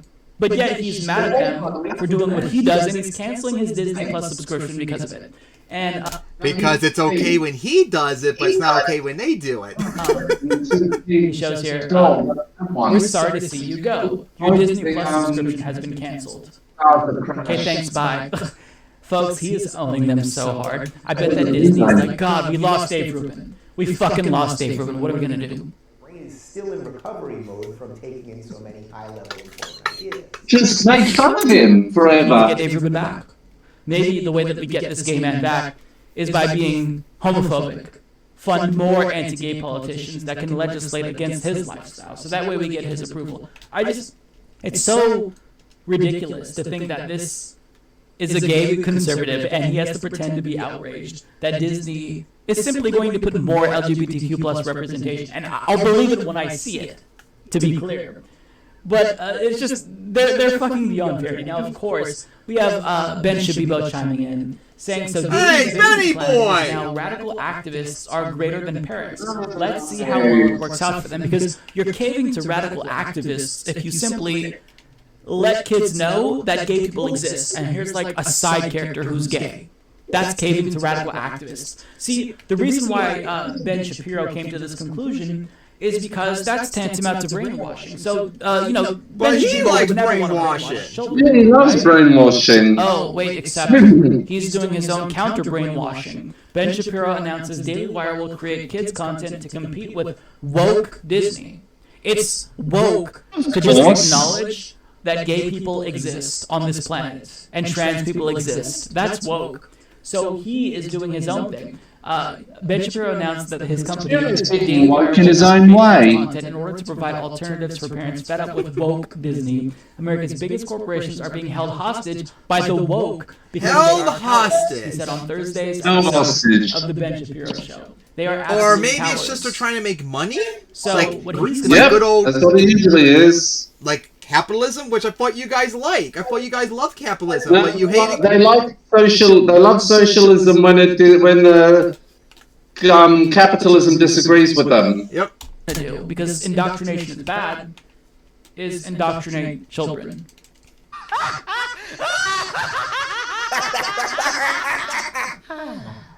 So indoctrination for me, but not thee. Now, of course, we have other individuals chiming in. Oh, goody, Charlie Kirk. Here. Yeah, has been talking a lot about this partisan hack. This is from Jason Campbell. Charlie Kirk claims Disney is trying to make your children gay. See, because it works that way. You can actually make a child gay just by letting them know that gay people exist. See, for me, it didn't work because my parents, they repeatedly showed me heterosexuality. They had a loving relationship throughout all of my life. They showed me movies and television shows with straight people. So they tried to make me straight, but it didn't work for me. But apparently, it works the opposite way, where you can turn kids gay. So let's listen to what he has to say. I like them putting chemicals in the water that turn the friggin' frogs gay. You know what's pretty sad too about Kirk? He's just 2 weeks older than me. What the fuck? What the fuck happened, Kirk? Like I'm the same age as you pretty much, and I had the same probably experience that you did growing up. How the fuck did you turn out this way? To expose them to two dudes or women kissing in a Because Disney his parents indoctrinated him from when he was in the womb. And of course, my parents didn't give a shit. You know, I keep resorting back to it, but Christopher Caldwell really depicted the danger of having out-of-control liberation movements that are not anchored in legitimate grievance. Your grievances are legitimate, so the trajectory that we are on is the very groups that allegedly want liberation will soon become the tyrants themselves. In fact, it will happen almost immediately. If you want to, yeah, projecting, Charlie, that's exactly what you want. They're tyrannical because what? We want equal rights, equal representation. We just don't want to and corporations want to make money. Oh, heaven forbid they want to make money, Kirk. That once I thought you liked that. Are formed. It's not like all of a sudden the ACLU. Awfully communist of you, Charlie. Oh. LGBT groups like disassemble, like, oh, we got gay marriage. Awfully Jewish of you, too. No, it's an entire cottage industry of outrage. You could just stop fucking with gay people. Like, I'm sure that all these organizations, these LGBTQ plus organizations, would lose prominence if Republicans just fucked off. But they're not fucking off. They refuse to fuck off. So long as you and your... That's why you don't see abolitionists around anymore, because the issue of slavery is gone in this country. So if you guys stop crying... He's outside the prisons. Stop. And outside the Nazi concentration camps at Amazon. True. But yeah, if you guys just shut the fuck up, stop crying about this, stop trying to pass laws that take away gay rights, and also ban shit that I like too, which you all like to do, we wouldn't cry about it right back. Your cottage industry of right-wing organizations try to attack gay people, those organizations will exist because they are necessary. They will cease to exist when they are no longer necessary. You can speed up that process by fucking off and stop being homophobic and transphobic, but he won't do that because he's hateful. Stop being every negativist in the book, but you conservatives, that's all your existence is. So now it's not about making gay marriage legal. It's legal. Every negativist in the book to own the libs. Fight doesn't give us meaning and purpose. I don't want to have this fight. I want to live my life. I want to play video games, alright? I want to grind more in Elden Ring. I want to play Tiny Tina's Wonderland. I want to play video games. I want to not have to worry about this shit. But you dumb motherfuckers, because Republicans have nothing else to offer people, they have nothing to say about climate change, healthcare, education, housing crisis, the housing crisis in this country. Well, they have to keep everyone dragged down into the culture war. So your unwillingness to move on is prolonging this. And I feel like he's got to understand this, otherwise you shouldn't be a political commentator, right? These groups go away once you stop trying to subjugate gays and trans people to second-class citizenship status.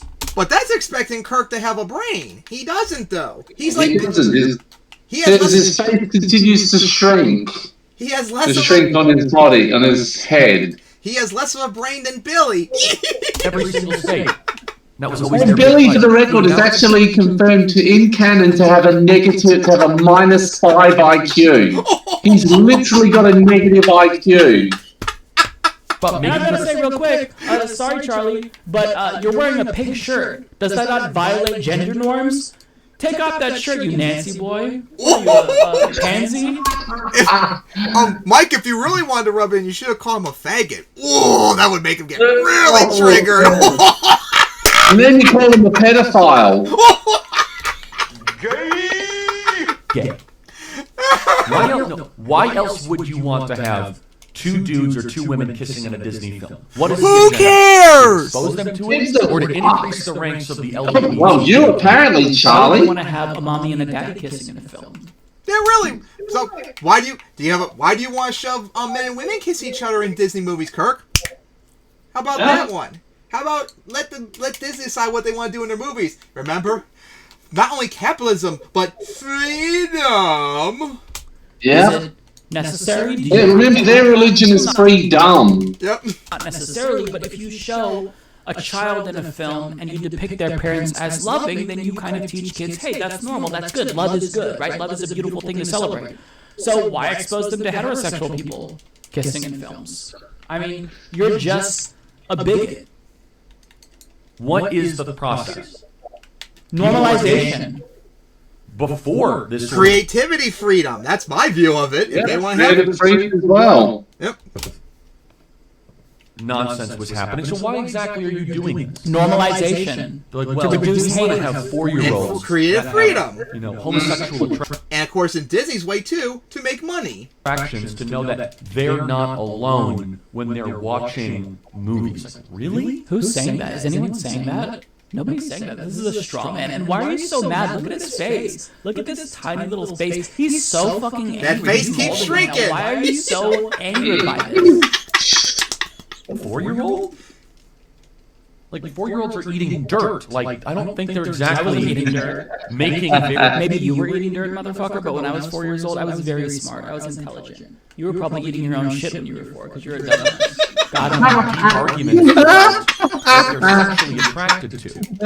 Nobody has deep arguments, but for me, and I talked about this before, when I was like 5 years old, I remember my mom would say like a casual comment about, hey, well, one day when you're a grown-up and you have a girlfriend or a wife, you know, I remember arguing with her saying, what? I don't want a wife, I want a husband or a boyfriend like you. I don't want a girlfriend. That came to my head when I was 5. I don't want that. And you know, you're fine. My mom didn't say anything about that. Hell, I didn't even know what girlfriend was till the second Pokemon movie when they advanced the Poke ship in the dub. Remember? But that just came natural to me. Nobody, you know, superimposed that I did in my head. Nobody primed me to think that that was what I should be or who I should be. That's just the way that I am. Found out when I was straight when I was 11. You know, these deep thoughts about this. I'm just making all of this up. Listen, I've got to say this. If you think that exposing children to homosexuality can turn them gay, that's weird. That's extremely weird. If you think that you choose your sexual orientation, then that tells me that he believes he chose his sexual orientation. Perhaps he has same-sex attractions that he's hiding, and he's saying, and we know to suppress them, then other people can do the same. Maybe he's mad. He can't live out his gay fantasies. He can't choose his sexual orientation. If Charlie Kirk really is straight, he could easily test out this theory. Anyone can test it out. Okay, if you want to change your sexual orientation, try it. Go fuck someone. Charlie, go suck a dick. And no, I do not want to suck a dick. Actually, no way. Charlie might. Charlie will, though. It's not going to happen because it doesn't work that way. That's not the way that it works. You either are gay or you're not gay, right? You can't just choose or be goaded into having some sort of a lifestyle or sexual preference. That's not how it works. And that's why anyone who thinks that that is the case and supposes that that's the case, I think that they're pretty sus. My gaydar goes off and I think, oh wow, that sounds really gay. Maybe Bakura's Millennium Ring gaydar's going off too. It almost said he is. And maybe if you can like back him into a corner, he'd say, "Well, yeah, I have same-sex attractions, but I'm not acting on them." That's what the I forgot the name of the pastor, but TYT interviewed him, and he was talking about how being gay is a choice, and he actually admitted, this is like a clip from, I don't know, like 2010, 2011. He admitted to Jen in this interview that he did have same-sex attractions. He just didn't act on them. So they believe that you can choose to be gay. So, Pastor Manny, I'm getting a sense for overall from your descriptions here that you think that being gay is a lifestyle choice, so it's a choice that a lot of people would want to make. You think that semen is delicious to a lot of people. And these are choices that people make. So it seems like this is a classic. I remember watching for the Bible and teachings of Moses, etc., that you might have been tempted by those choices as well. Is that the case? Have you been tempted? Oh, absolutely. Oh, absolutely. Yes, it's this pastor. I remember this pastor. Yes, I remember it. This pastor agrees with ISIS and thinks men are hot. Because all of this is fucking stupid and pointless. Basically, what we want, the gays, the alphabet mafia, if I can speak for all of us, is for you to fuck off, leave us alone, stop legislating laws that turn us into second-class citizens, leave trans people alone, stop targeting trans children, okay? Let the few trans children that exist play sports if they even want to. Fuck off, and we won't talk about this shit, right? We won't have to push for this shit. But because you are relentless and you refuse to focus on real issues, you try to take us back. Like, society has largely moved on. The GOP has been forced to tactically retreat when it comes to LGBTQ plus issues, or at least on gay marriage, because they know it's a losing issue. 70% of Americans support LGBTQ plus marriage, and that includes a majority of Republicans. So they know that this is a losing issue, so they're trying to adapt, right? Rather than just saying, well, I'm against same-sex marriage, now they're saying, oh, well, we've got to protect children. And Disney, they want to go after your kids. They're still anti-gay, they're just going after it different ways. Is a good thing. Or, if that's not what they're teaching, then they're teaching that, you know, homosexuality is... it's wrong to expose kids to that. Well, why? Well, they won't just say because I'm a bigot and I think that gay people are icky. They won't admit it, so they hide behind their agenda. Now, while we're on the subject of Charlie Kirk, he talked about how Disney employees are holding the company hostage. Yes, the employees of Disney are holding this multi-billion-dollar company hostage because they demand better from their employer who's contributing to politicians in Florida who are legislating against. Well, that's not probably happening, but also, Kirk, that's a Disney good came thing. out aggressively again. Yeah. And they said, quote, Florida's HB 1557, also known as the Don't Say Gay Bill, should never have passed and should never be signed into law. What is that, a threat, Disney? Maybe you're not as powerful as you think you are, you degenerates. Our goal is the irony by the legislature or struck down in the courts, won't be. And we remain committed to supporting the national and state organizations working to achieve that. We are dedicated to standing up for the rights and safety of the LGBTQ plus members of the Disney family as the LGBTQ plus community in Florida and across the country. I mean, have you read the bill, Disney? Have you read the bill? Yes, I have. They have, but here's the thing. I love how, like, he's basically supposing that Disney is woke. Disney donated to the Republican politicians who supported this legislation, and then they got caught. They got caught with it, and then they're backpedaling. And everyone in Disney's a homophobic faggot. And now conservatives, Ben Shapiro, Megyn Kelly, now what are they doing? They're flip trying to around cancel on it. Disney because Disney has, quote, gone woke. I don't even know what gone woke means. What, because Disney changes the fucking mouse logo to a rainbow every June? They're woke. I mean, companies do that because it's... Remember when Candace Owens had a meltdown over them temporarily having Minnie Mouse wearing a suit? Or something like that? Yeah. We covered I remember that. Oh, God. Hey guys, maybe you guys are snowflakes. They pander to gay people because they want gay people to spend money at these businesses, but you know, the rest of the year. Capitalism! Oh God! Oh the heavens! No, we can't have that. We can't have that. Oh wait, we are pro-capitalist, but we can't in this circumstance because fuck gays. Oh. Back to donating to these anti-gay politicians, and finally, when they get caught and called out, then these conservative snowflakes are outraged that Disney would dare backpedal, or otherwise known as going woke. Or making money. Making money, yep. by their gay employees. It's just that simple. If only we lived in a world where employees had that much power. If employees had that much leverage over their employers, wouldn't that be amazing? Imagine how different the country would be if employees actually were able to hold their company's executives hostage. I know that, any large corporation that I worked at, they didn't even fucking to kill Jeff Bezos.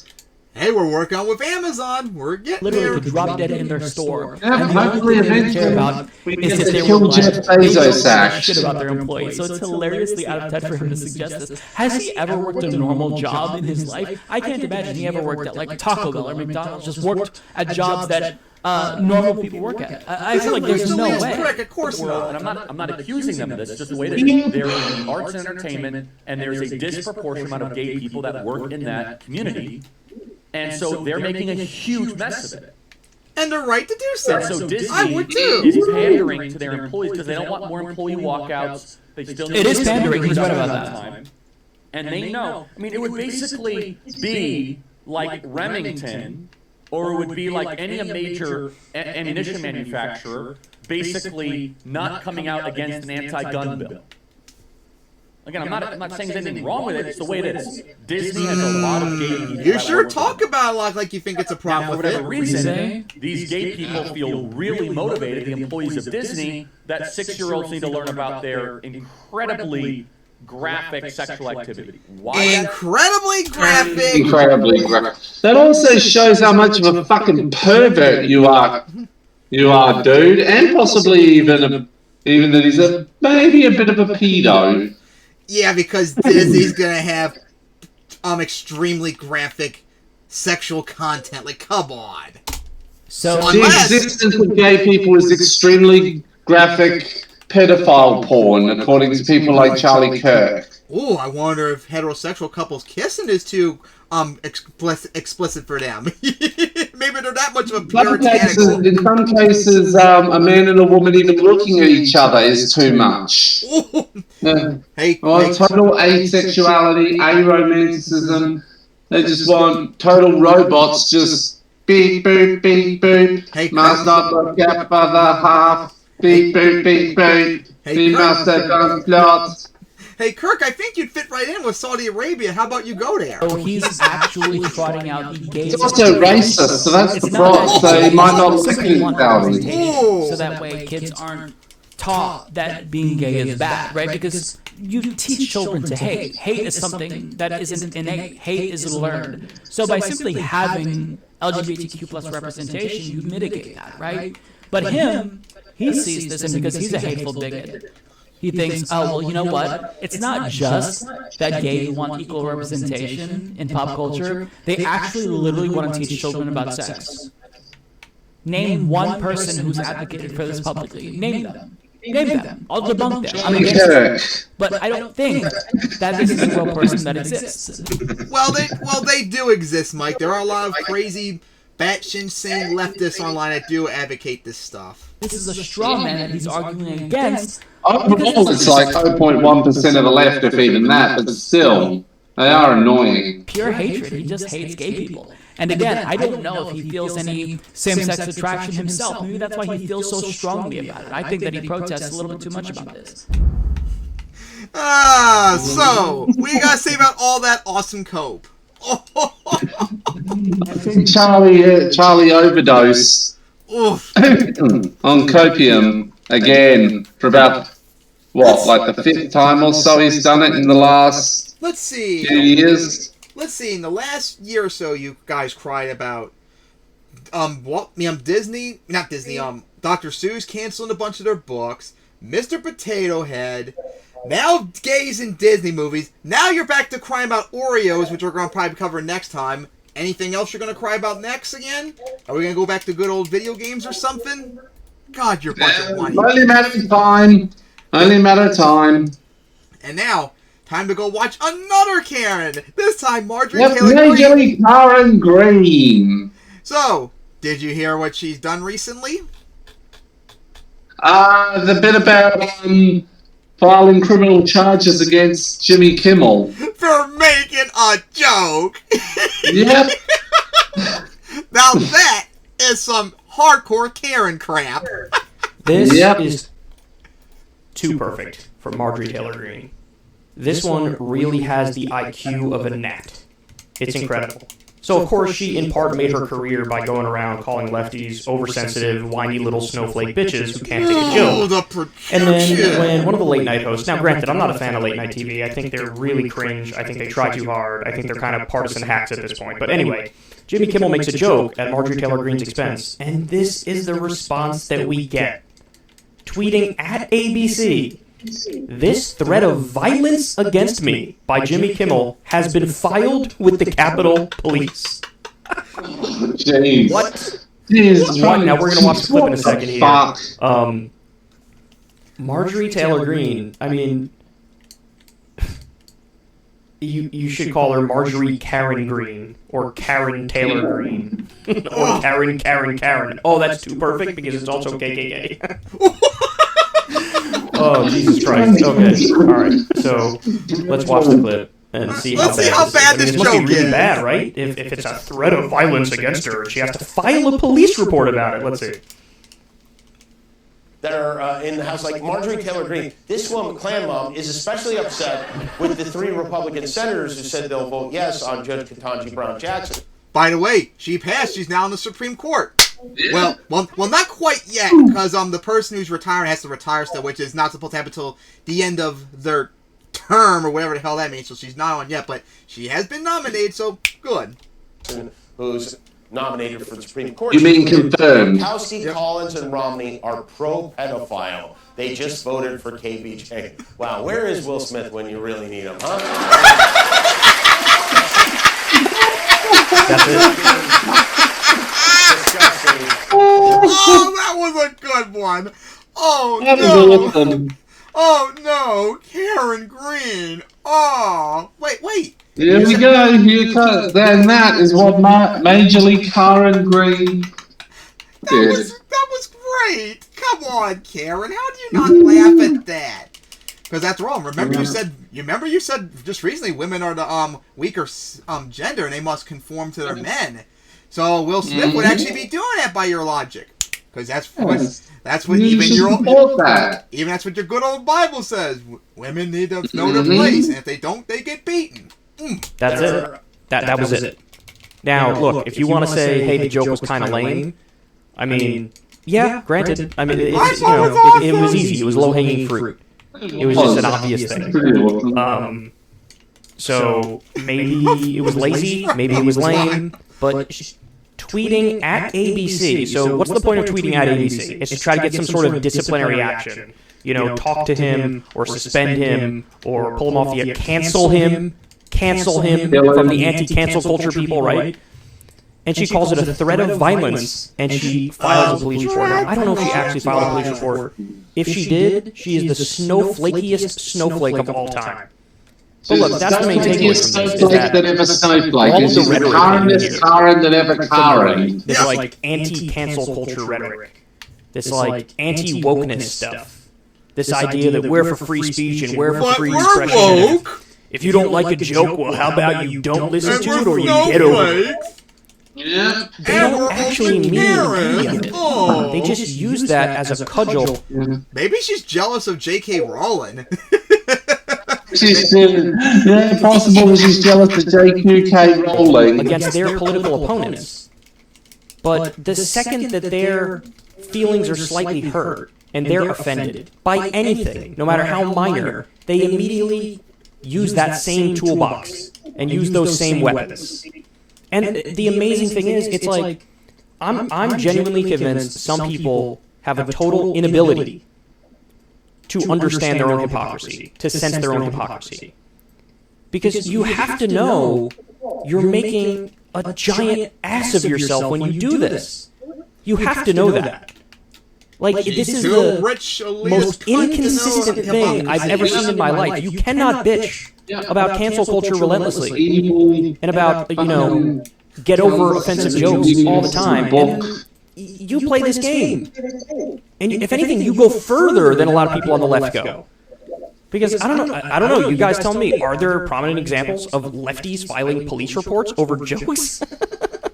I mean, the worst you get, at least from what I've seen, and again, correct me if I'm wrong, is that they'll try to like cancel some college campus speaker who goes to give a speech. Now, I'm against that. I think people should be able to speak.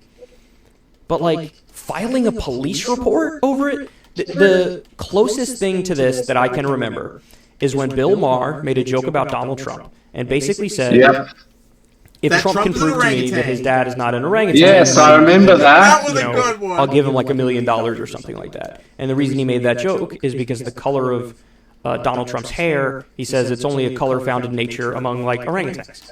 And so Trump saw that joke and then sued Bill Maher asking for the money, claiming, look, here's my birth certificate. I can prove that my dad is not an orangutan. He actually took it literal Trump too, filed remember? a lawsuit against Bill Maher over a joke. Yeah, I remember that. That is clearly against free speech and free expression, quite literally. But at the same time, it was also sort of like a troll, right? Like you get the sense he was kind of trolling as well. Which, maybe it marginally changes the situation, although it's still deeply against free speech and free expression. But in this case with Marjorie Taylor Greene, honestly, I think it's even more obnoxious. Because as I'm reading this, now maybe I'm autistic, maybe I'm dense, maybe I'm not, like it's not landing with me, but I don't read sarcasm in this. I don't read like I'm countering your joke with my own joke in this.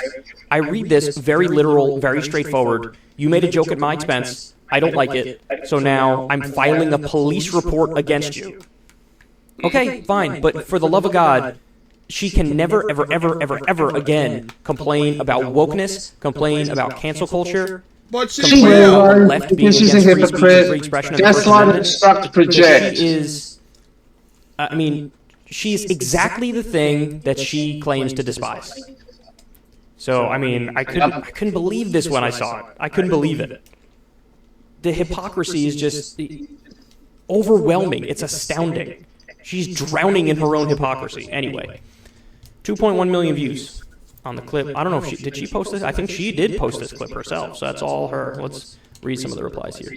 You can dish out threats, but can't stand it when jokes are directed at you. Not so big on all that free speech and expression now, are you? Did Jimmy Kimmel trigger your snowflake feelings? See, everybody's saying the same thing. It was not a threat. He simply asked you a question. This is one of your ads that you are the star of. Marjorie Taylor Greene's ad with AR-15 condemned. Huh. Weird how fast the Free Speech Brigade shapeshifts into a giant snowdrift the moment anyone says something they don't like. Is Donald Trump posing with his close friend George Nader? I don't know what that has to do with anything. But you like violence. I never watched the Oscars, but I've seen the Will Smith Chris Rock clip a million times this morning. I have to say I appreciate the alpha male response of a husband defending his wife. Will Smith had massive cuck energy, massive insecure energy when he hit Chris Rock over a joke. Yep. It was settled and then no more drama. Chris Rock handled it like a man with no whining. So she was in favor of the slap. She was okay with the slap. But she's not okay with making a joke about the slap. Oh my okay God. With violence, of course. This woman. Not surprised. This woman. She is. She's majorly Karen Green. Marjorie Taylor Greene has written dozens of Facebook posts from 2018 and 2019 in which she endorsed fringe conspiracy theories and repeatedly incited support for executing prominent Democratic politicians. Jesus. There we go, Christ. advocating killing Democrats. Not surprised. All right. So when you need the Capitol Police, you run to them, eh? As if they've just forgotten that you were the self-appointed champion and cheerleader for the domestic terrorists in jail for beating them. But when you're trying to do an insurrection, then all of a sudden they're bad. I don't know what this one is. Is she talking about January 6th? This one? I don't know what she's talking about.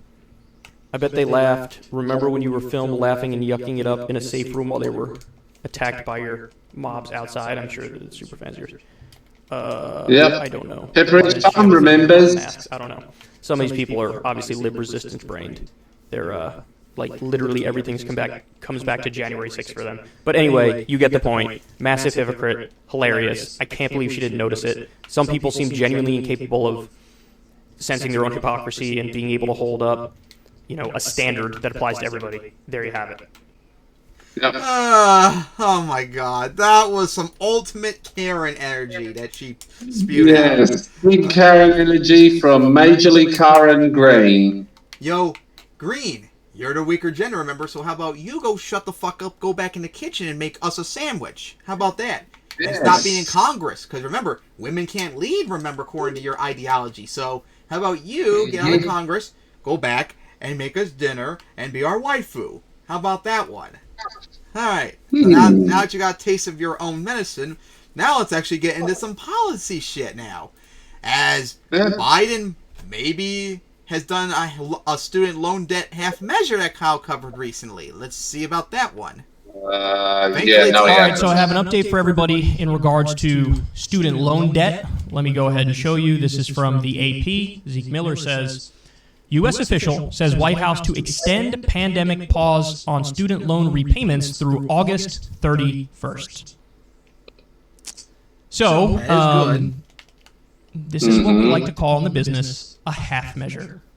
So now, of course, here's the one thing I don't get, which I'm sure Kyle's going to cover it. I mean, it's been like 2 years now, probably, since they've done something like this where they've just delayed payments. Why not just permanently, and forgive student loan debts? You pretty much already are doing that right now for like the last 2 years. Why not just make it official, for crying out loud?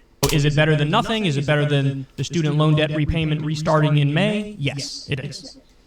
But what? You're adding like 3 months to it, and that's it. I think this perfectly demonstrates the problem with the Democratic Party and Democratic leadership.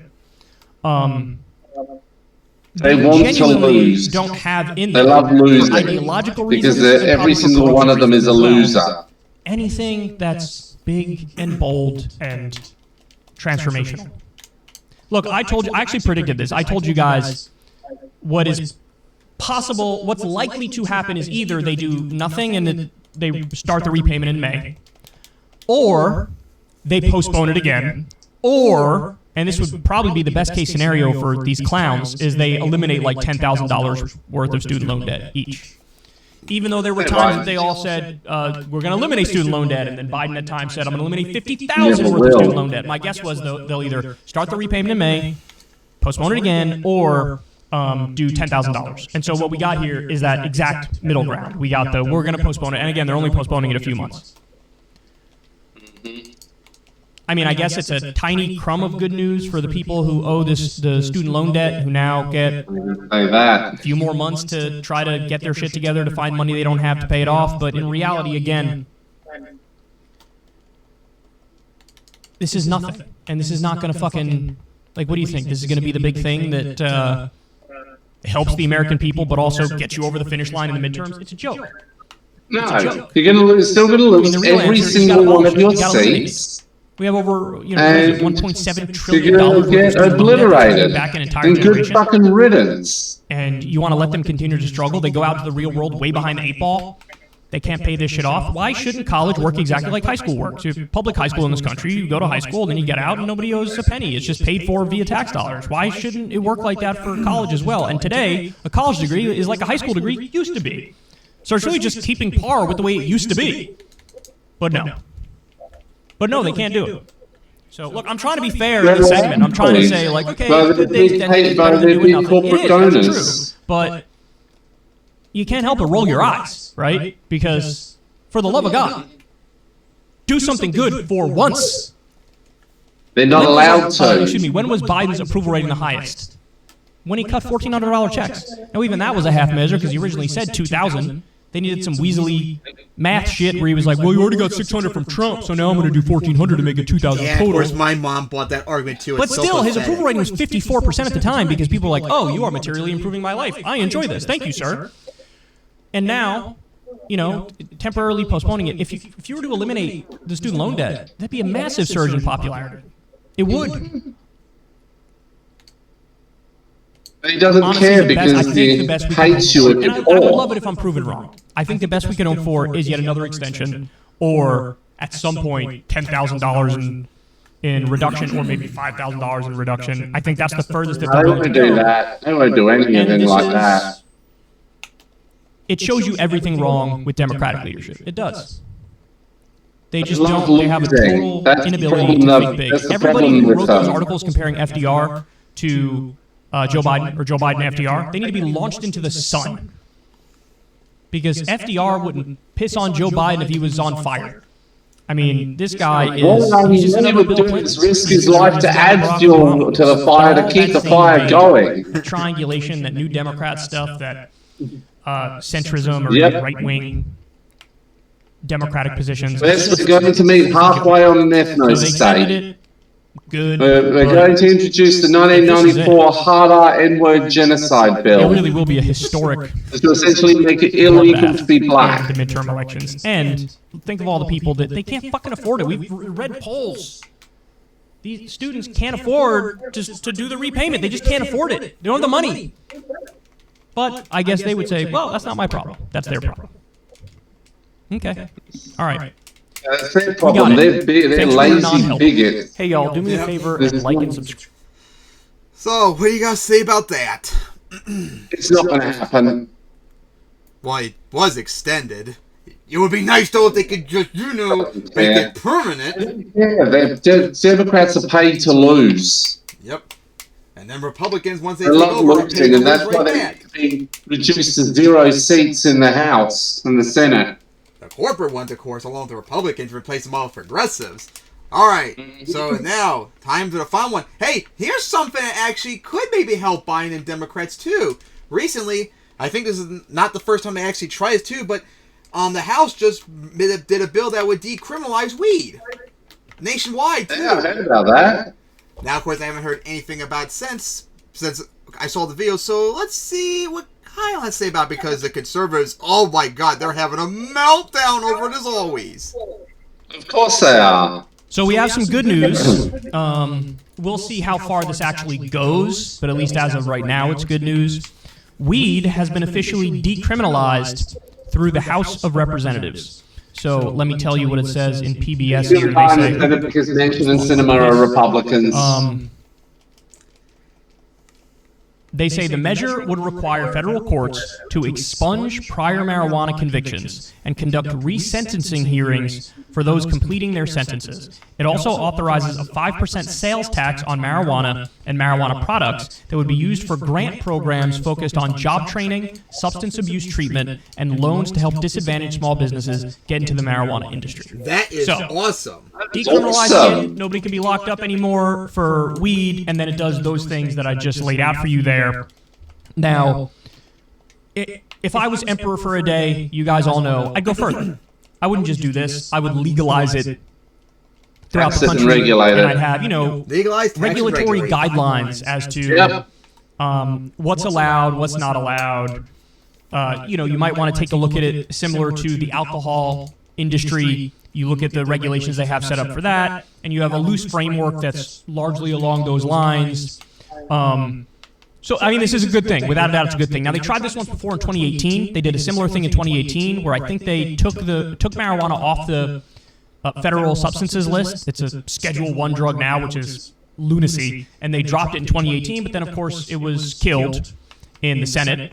And now it looks like a similar thing is happening. This has passed the House, but now it goes to the Senate where it might hit a bunch of roadblocks. So, either way, Manchin and Sinema. And that's a hugely positive step. I do have, though, Republicans were dead set against this. So the total vote breakdown in the House was 220 in favor of decriminalizing weed and 204 against it. Now, I just want to reflect on that for a minute, because in the country, the most recent polls in the country, 70% of the public wants to legalize it. 70%. But it's a lot closer to 50-50 in the House, 220 to 204. The only GOP yes votes, Gates, McClintock, and Mast.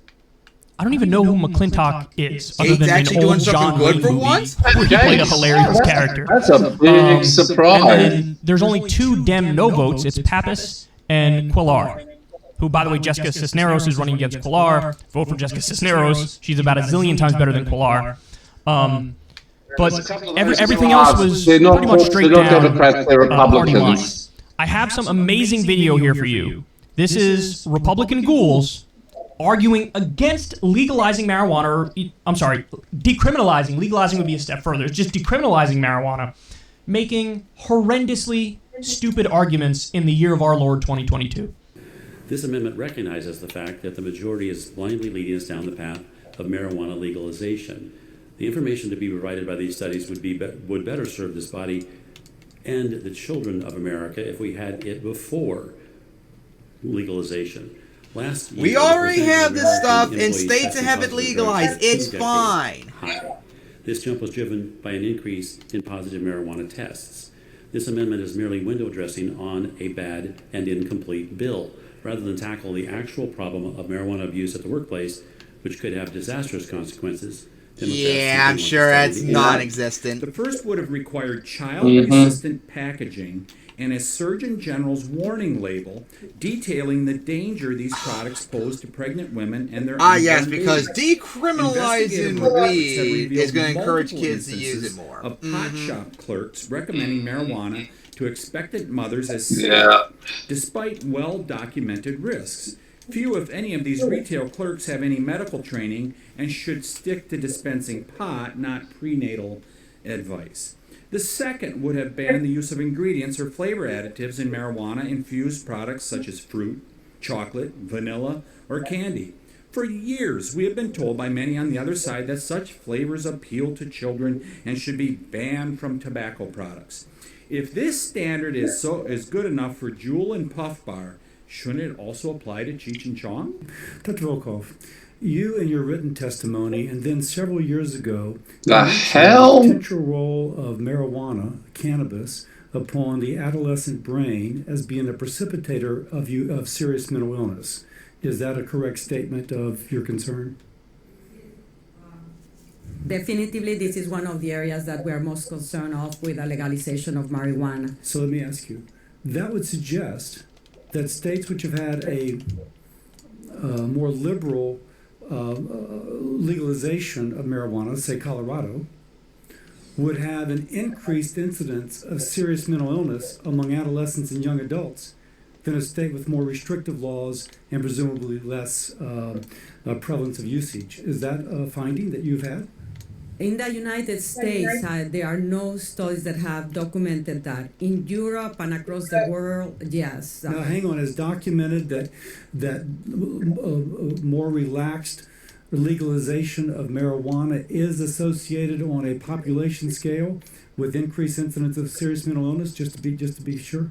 Specifically, in the United States, legalization by some states of marijuana has not been associated with an increase in adolescents' marijuana use. That is something that has not. Now that surprises me because if you relax blue laws for alcohol, there ends up being more alcohol use by adolescents in that given county or parish.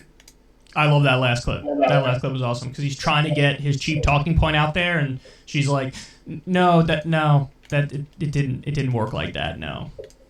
He's like, well, what about, will there be an increase in mental illness among kids because more kids are going to use it when we legalize it? She's like, well, there's not exactly evidence of that. And he keeps reiterating the point, desperately trying to get to it. So look at these arguments. Most of the arguments boil down to, what about the children? Hold on. We live in a country where pornography is legal. Now, nobody wants children to be able to consume pornography, but pornography is illegal. Would you use the existence of children as an argument against the legalization of pornography for adults? They have. Same thing with alcohol.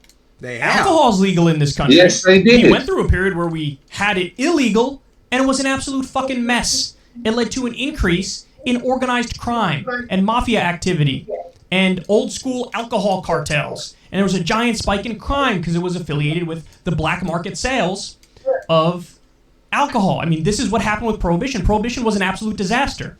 But would you use the existence of children to argue against alcohol being legal for adults? Of course you wouldn't. They have. Yes, that's what they do. What about the kids? He's literally using the existence of children to argue against everything. Being legal has led, in some instances, to not only kids end up drinking, certainly people under 21 end up drinking, and some percentage of them maybe start off down the wrong path and they become alcoholics, or it exacerbates some underlying issue of bipolar disorder or paranoid schizophrenia. Again, does that mean, well, then we need to ban alcohol for everyone? Of course not. Of course not. You look. That's what they think. The main point is this. That's what the conservatives think. Whatever happened to these people who love to pretend that freedom is the thing they care about the most. Clearly, that's not the thing they care about the most. Because this is a basic freedom issue. Can an adult put in their body what they want to put in their body as long as it's not hurting anybody else? And the answer is yes. In 1,000,001 ways, Republicans like to cloak themselves in this idea of freedom. We believe in free speech and free expression. That's what we believe Disney in. has gay characters in their movies. But then they turn around and they're like, don't put that in your body. I should lock you up in a cage if you do that. Do not put that in your body. It's preposterous. Every argument boils down to, what about the kids? There was one person who was basically saying, well, what about pregnant women? Again, alcohol is legal. Yes, a woman who's pregnant probably shouldn't be consuming alcohol on a regular basis, but is that an argument to ban it for the entire country? Because what they're doing is, it's a red herring. They're mucking up a separate issue to argue against a broad, society-wide ban. The part where it's the most naked there is like the guy talking about, well, we should ban, fruit-flavored marijuana products and chocolate-flavored marijuana products and vanilla and candy-flavored marijuana products. To which I say, fuck off. No, you shouldn't. Because some people want that. Now, even if there's like a tiny increase among kids who have it illegally because of the flavors, I don't think that's an argument in favor of banning it. That's an argument in favor of better enforcing the rules and regulations to make sure that kids don't get them. Yep. That's all that is. Don't take it away from everybody. Nobody under the age of 18. You would think that nobody would argue against this at this late date, or if they were to argue against it, they'd have better arguments than, what about the kids? And what about pregnant women? And what about mental illness and stuff like that? There are a number of things in modern day society which could lead to an increase in mental illness. Isn't that obvious? But do we ban all of those things? Because some people might take it too far in certain aspects of life. Is that an argument to ban the entire thing? I'm sure there are people who go too far with video games and get addicted to video games. Should we ban video games? Because some people might ruin their life and not be able to function Republicans, in the real world. Remember, they want to ban everything that's not that's not their extremely rigid schedule every day. Tax and regulated drugs across the drug spectrum. Children. Again, if they're going to make these arguments, they should at least be honest and drop all of their virtue signaling about belief in freedom. Because they do not believe in freedom. My political ideology and my worldview wants to offer people maximum freedom on social issues, where you can basically do whatever you want to do as long as you're not hurting anybody else. And when it comes to the economy, I believe in economic security, where the floor, the bare minimums are already met. So you're going to be okay no matter what, but then after you're okay and we take care of the basics, then it's on you to go ahead and do whatever you want and, make money however you want to or can make money. So, but that's my worldview. And honestly, even the idea of economic security kind of rests on this notion of freedom. Because are you really free if you have no material well-being at all? Like, you don't have a roof over your head, you don't have food in your belly. You're not free in that situation. You're free to be homeless, or you're free to die. Are you really free if you don't have health care? No, you're free to die. Get sick and die of some treatable illness. So it all, like, the underlying thing there, the connecting tissue, is a belief in freedom. And they do not believe in freedom by any stretch of the imagination. They're authoritarian traditionalists. That's what they are. So in other words, they think, well, marijuana's been illegal for a really long time, so isn't that a reason why it should be illegal? No, that's just a dumb idea based on blindly following tradition. Well, this is the way it works now, so isn't that how it should work moving forward? The way it works now is we have 30 million uninsured people. Does that mean we shouldn't expand healthcare and insure more people? The way it works now is there's probably over 1 million homeless people. They say the official number is 400,000. I don't buy that. It's way more than that. There's probably over 1 million homeless people. That's the way it works now, so it should stay like that. If you're homeless, you should stay homeless. This is like part and parcel of conservatism. The idea that, hey, don't change things too much. We got a sweet deal the way it works right now, so just leave it as is. And this is what they're doing when it comes to marijuana policy. And again, I want to reiterate something. 70% of the country wants to legalize marijuana. It's a majority of Democrats, a majority of independents, and in some polls, even a majority of Republicans want to legalize marijuana. So they are telling their own constituents, we don't agree with you. Now, if I was an elected Democrat in this scenario, I would, oh my God, I would destroy these people over this. I would be ranting and raving against them on a regular basis. I would give speeches on the floor of the House or the floor of the Senate. I would go in the media and rail against them and their idiocy and their stupidity and their authoritarianism. They want to control your life. They want to lock you up in a cage because you partook in a substance that ever so slightly changed your consciousness. Are you kidding me? Are you kidding me? So there you have it. I mean, these ghouls, absolute gremlins, are arguing against legal marijuana in 2022. And there's an even more important aspect to the story, which is how many lives have been ruined as a direct result of the drug war.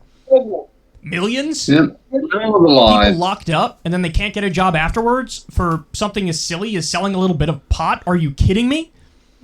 And they're in favor of that system. So again, there are times where they've been hunted down and killed. That's what that is. They want to ruin lives over something because of their marijuana conviction. Something tiny like that. Non-violent offenses.